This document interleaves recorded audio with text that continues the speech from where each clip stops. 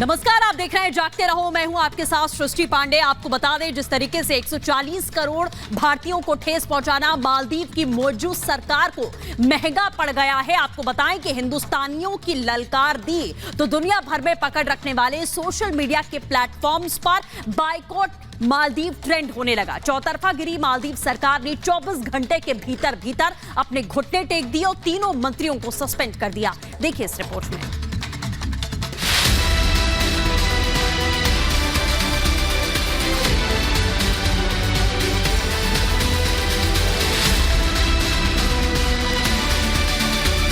PM Modi के लक्षद्वीप दौरे की इन तस्वीरों ने पूरी दुनिया में हलचल पैदा कर दी है। अरब सागर और हिंद महासागर की गोद में बसे लक्षद्वीप की खूबसूरती ने जहां पीएम मोदी का मन मोह लिया, तो देश भर में अपने इस द्वीप को और करीब से जानने की होड़ मच गई।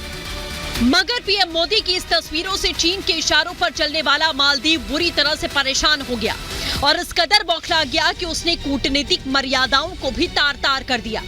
मगर अब भारतीयों ने जिनपिंग के जूनियर मोहम्मद मोइजू को ऐसा मुंहतोड़ जवाब दिया है जिससे उनकी सारी हेकड़ी निकल गई है और होश ठिकाने आ गए। भारत से पंगा मालदीव को पड़ा महंगा।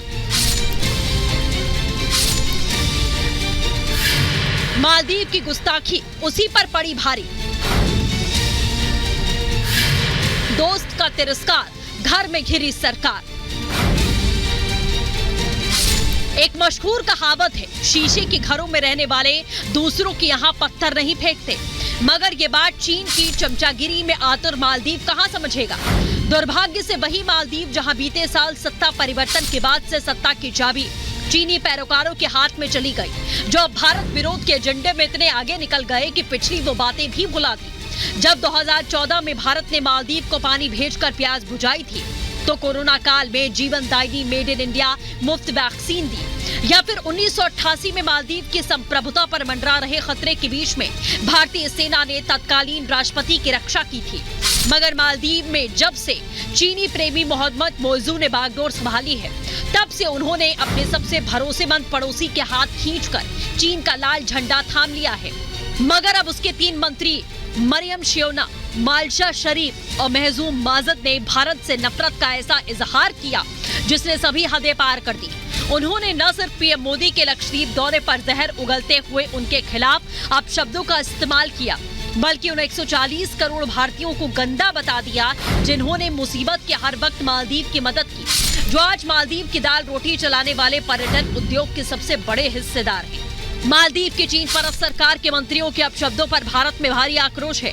जहां सोशल मीडिया पर पहले से ही लक्षद्वीप की खूबसूरती के चर्चाएं और जोर पकड़ते हुए #बाइकॉट मालदीव्स यानी मालदीव के बहिष्कार की आवाजें बुलंद होने लगी, जिसमें आम लोगों के साथ साथ फिल्मी कलाकार, क्रिकेटर और कई बड़ी हस्तियां शामिल हो गई, तो कूटनीतिक स्तर पर भी भारत ने मालदीव को कड़ा ऐतराज जताया। प्रधानमंत्री जी ने जो लक्षद्वीप यात्रा की, उससे देश दुनिया सबको परिचित कराया कि भारत में कितने सुंदर स्थल हैं और जो समुद्र के किनारे जिन लोगों को जाने का शौक है, बीच पर चलने का शौक है, उस सब के लिए भी बहुत सारे स्थान भारत में हैं। मालदीव है तो लक्षद्वीप भी है, बहुत नज़दीक है। तो भारत में तो विशाल हृदय वाला भी है और विशाल सोच वाला स्थान भी है, और भारत को समझने के लिए एक विशाल दृष्टिकोण की भी आवश्यकता है। इसी बीच पीएम मोदी के अपमान पर भारत से मालदीव जाने वालों की टिकटें रद्द होने का सिलसिला शुरू हो गया, जिसका अंदाजा इस बात से लगाया जा सकता है कि अगर ऐसा ही चलता रहा तो मालदीव को कंगाल होने से खुद चीन नहीं बचा पाएगा, क्योंकि मालदीव आने वाले पर्यटकों की कुल संख्या का 11% अकेले भारत से है। 24 घंटे के अंदर घुटने पर आया मालदीव। भारतीयों के आक्रोश की आग से मालदीव बुरी तरह जलने लगा, जो अपने मंत्रियों के अमर्यादित बोल पर ऐसा चौतरफा विरोध झेल रहा है जिसकी कल्पना शायद मोहम्मद मोइजू को कभी नहीं रही होगी। लिहाजा भारत के कड़े विरोध और अपनी दाल रोटी छीनने के डर के आगे चीनी पोस्टर बॉय मोहम्मद मोइजू की सारी हेकड़ी धरी की धरी रह गई और डैमेज कंट्रोल के तहत आनन फानन में अपने तीनों मंत्रियों मरियम शेवना, मालना शरीफ और महमूद माजद को सस्पेंड कर दिया। तो वहीं जिस तरह चीन की चापलूस मौजूद सरकार के मंत्रियों ने देश के सबसे भरोसेमंद पड़ोसी और उसके सबसे ताकतवर नेता पीएम मोदी का अपमान किया, उसके खिलाफ मालदीव के विपक्षी नेताओं ने मोर्चा खोल दिया। जहां पूर्व राष्ट्रपति और पीएम मोदी के करीबी इब्राहिम मोहम्मद सोली और मोहम्मद नशीद ने मौजूद सरकार की कड़ी निंदा की, तो पूर्व विदेश मंत्री अब्दुल्ला शाहिद ने पीएम मोदी के साथ तस्वीर ट्वीट करके अपनी सरकार को भारत के साथ अपने देश की दोस्ती का पाठ पढ़ा दिया।